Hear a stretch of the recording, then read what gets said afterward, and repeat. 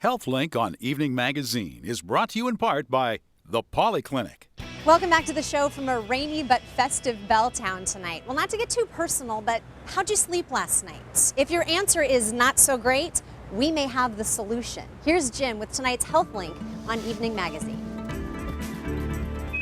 It looks uncomfortable, but wearing wires to bed could result in the most relaxing and eye-opening trip to the doctor's office you'll ever make. A lot of times people are unaware they actually have a sleep problem because they themselves are sleeping. At the Polyclinic Sleep Medicine Center, Dr. David Chang treats the sleepless in Seattle. But it's not good sleep.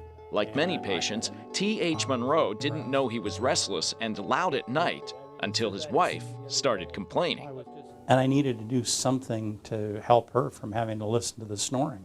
This changed my life. T.H. made an appointment with his primary care physician, Dr. Kristen Johnson, who recognized the symptoms of poor sleep.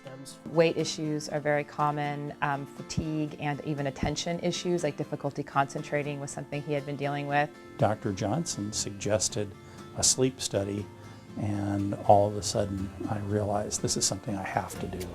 It's what many need to do. It's estimated that 70 million people in the United States have sleep disorders ranging from insomnia to apnea. I think we live in a culture that embraces sleep deprivation, and we don't necessarily take sleep as important as it should be. So I think a lot of people are running sleep deprived without realizing it. A night spent in the clinic's sleep room can shed light on the problem. Here, a network of wires silently monitors brain waves, heart rate, and breathing patterns. It was shocking to find out that I was waking up 39.5 times per hour. After an evaluation similar to this, T.H. learned he had sleep apnea, one of the most common sleep disorders. And like many patients, he was outfitted with a CPAP, short for continuous positive airway pressure.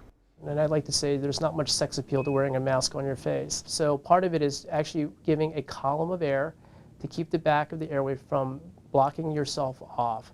And the mask is really the key to making this work. So it's like trying on different shoes is the analogy I like to use with my patients. It needs to be comfortable.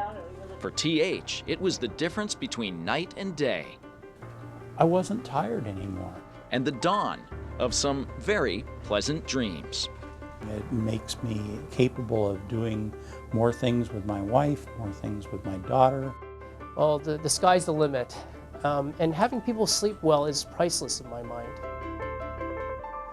Thanks, Jim. So interesting. Incidentally, sleep problems can also lead to things like hypertension, diabetes, even heart problems. So again, if you think you're having any trouble, go talk to your doctor.